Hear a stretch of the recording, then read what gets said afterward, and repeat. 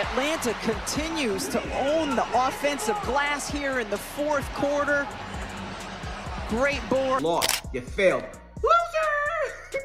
I don't even play basketball and I would have made that shot. And even if I didn't make that shot, I'd have did something funny. You know, I'd have did something funny. Kate was like, hey, let's hold to this hoop code hand point. But just 35% from three after a couple years in the 40s. Howard misses that one. Ryan Howard or Alicia Gray, I think Ryan Howard, airballs a shot to win the game late.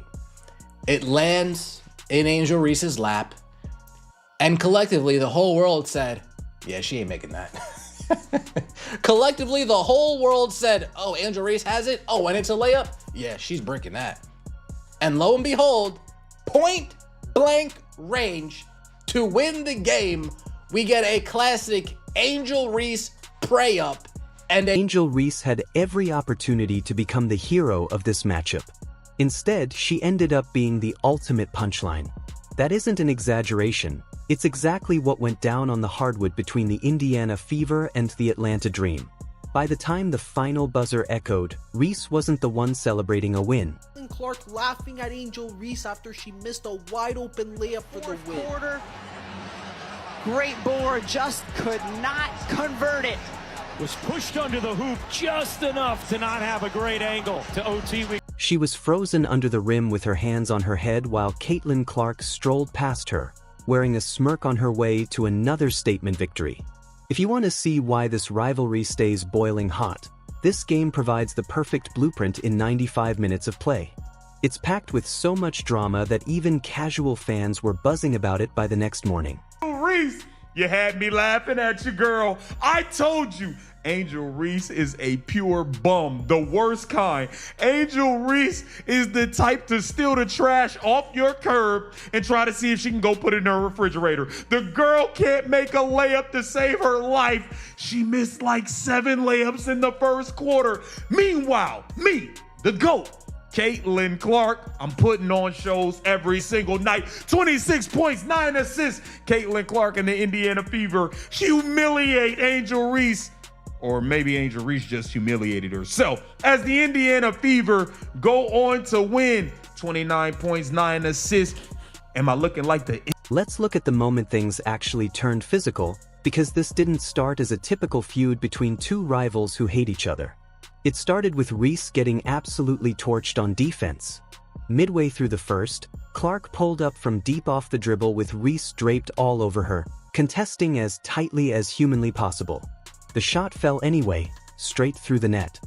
Because she was crap in this game. A bag of crap. She was awful. Angel Reese was terrible. Speaking of terrible, Angel Reese never beating the allegations. This was to open the game. With Reese leaking out, finds her. Lee Sheet. That was awful. Wow, that was awful. One more good time. It did a... Yeah. Yikes. Holy moly.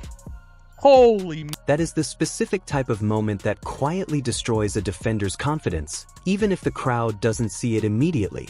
You play perfect defense, you contest with great positioning, and the ball still drops.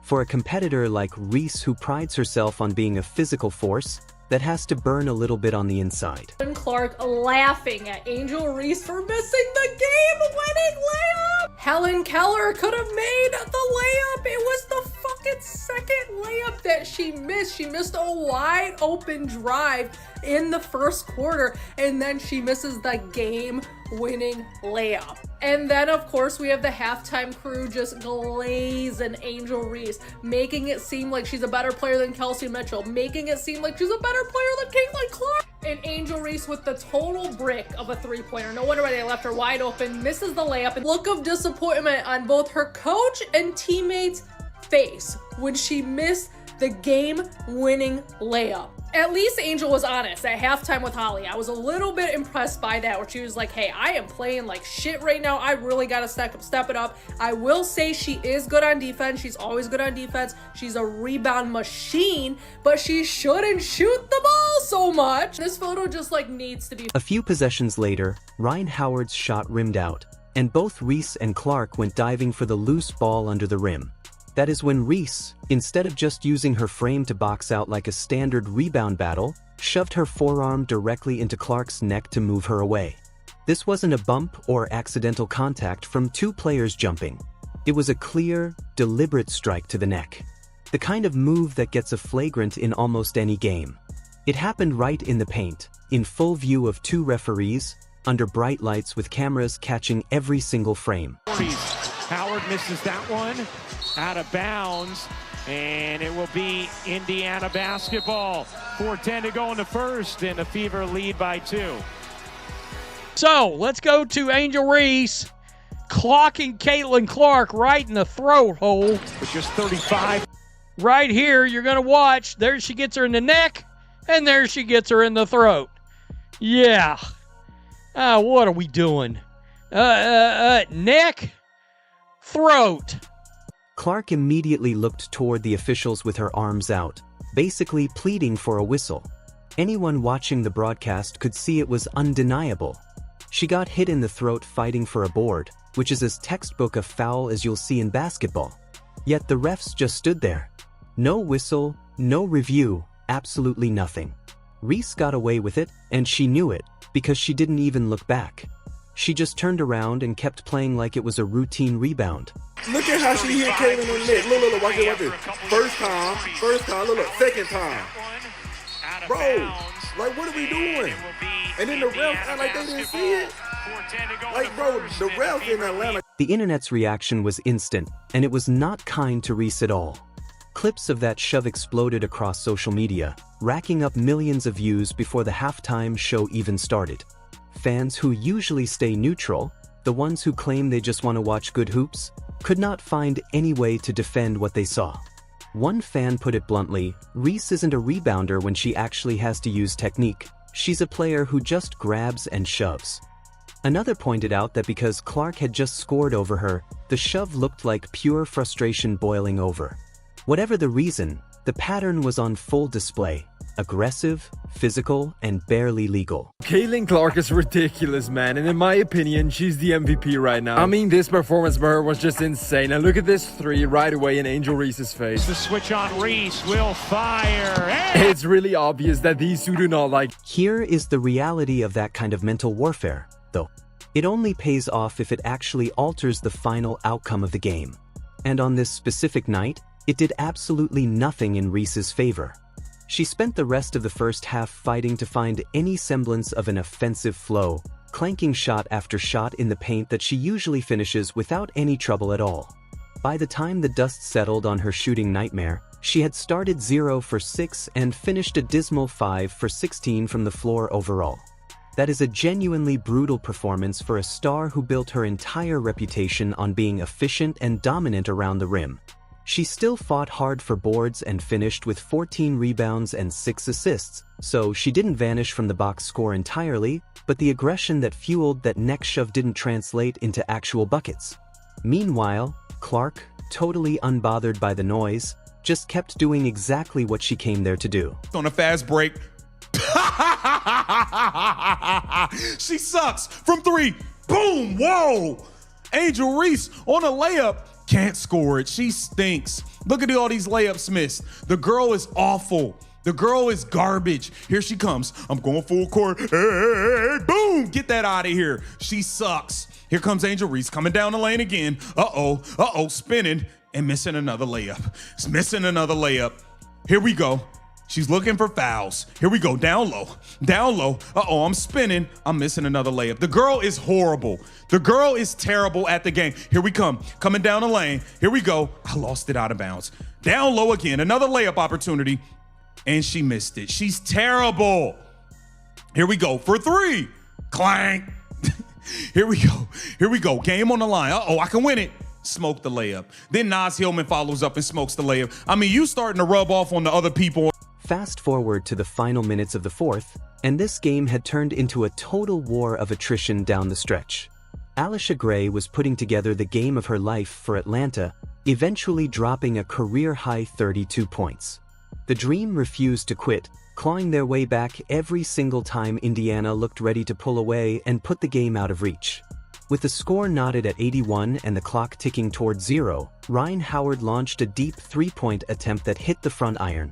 Reese, battling for the ball with Aaliyah Boston practically glued to her back the entire way, somehow snatched the offensive rebound in a sea of jerseys.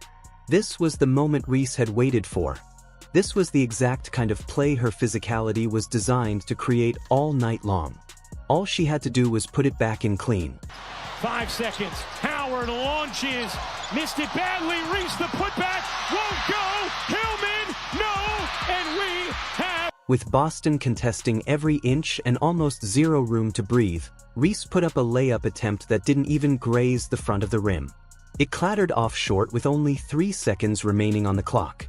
The ball bounced free again, and Naz Hillman dove desperately to save the possession with a follow-up layup attempt of her own. But Boston reached back and swatted that one into the stands too.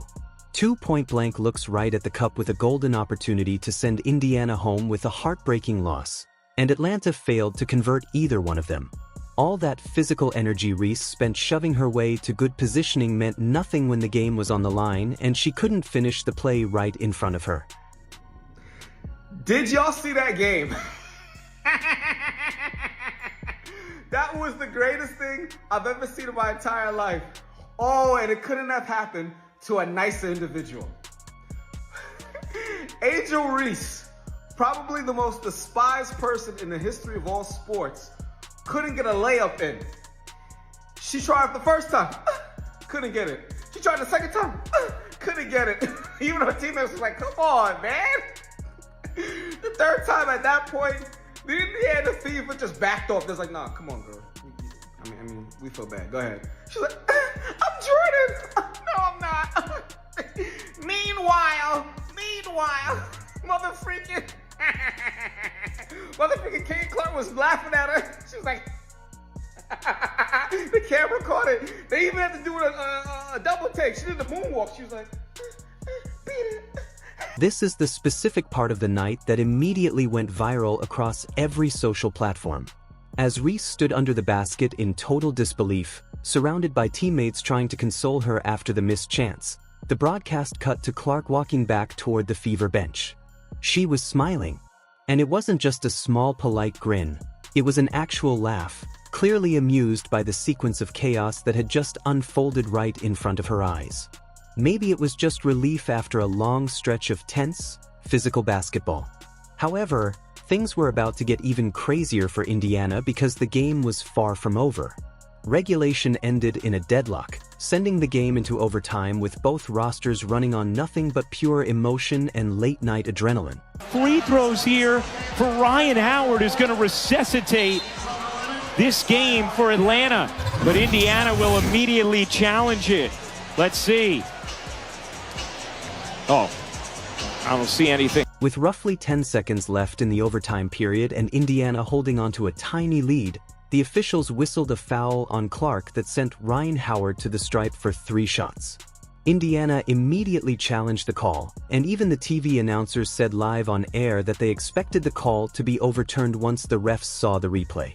It looked incredibly soft. It looked like the exact kind of whistle that gets reversed 9 times out of 10 in a clutch moment like that. Instead, the officials checked the monitor, debated it, and let the foul stand anyway. Howard stepped up ice cold and sank all 3 free throws without missing, cutting what had been a comfortable Fever lead down to just 2 points in a heartbeat. For a moment, it felt like the refs were handing Atlanta a lifeline they had no business having after blowing those 2 easy chances earlier. Oh, baby! Yeah! Yeah! I told y'all. Caitlin Clark was gonna put on a show versus Angel Reese and show why she's the real MVP. Not no me bounds, falling everywhere, missing layups everywhere. Angel Reese, your palms were sweaty, knees weak, arms was heavy, was vomit on your jersey already. Mom spaghetti, you're nervous. You look like pure garbage. Atlanta had no choice but to foul immediately to stop the clock and try to extend the game. That foul landed right on Clark. She stepped to the line with 9.8 seconds left and buried both free throws without the slightest hint of nerves, pushing the lead back out to 4 points at 95-91. Atlanta had one last desperate possession, but in the end, Indiana held firm. Even when the officials upheld a very shaky, questionable foul call on Clark that briefly opened the door for the Dream to steal the win, the Fever closed it out. Every bad break that could have gone against Indiana did go against them, and Clark still found a way to finish the job. That's the part that should stick with fans. It wasn't just that Clark outplayed Reese, 26 points and 9 assists compared to Reese's rough night.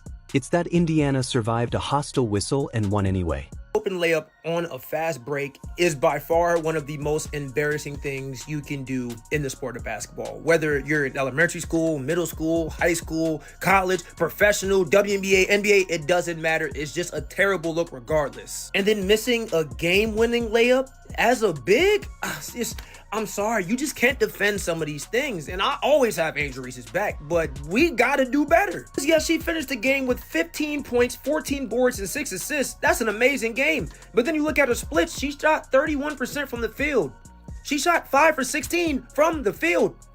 There is also a much bigger picture sitting underneath all of this drama that fans should not overlook. Both of these teams are locked in a genuine playoff push, and every one of these head-to-head matchups carries massive weight beyond just the rivalry storylines. Atlanta came into this game desperate to close the gap in the standings, and a victory here would have meant something tangible for their positioning down the stretch. Instead, they walked away having blown a golden late-game opportunity, and Indiana extended a streak where they have now won the vast majority of their recent games. When you factor in the physical toll these two teams keep putting on each other every time they meet, you start to understand why this specific game felt like it carried so much more weight than a typical mid-season matchup.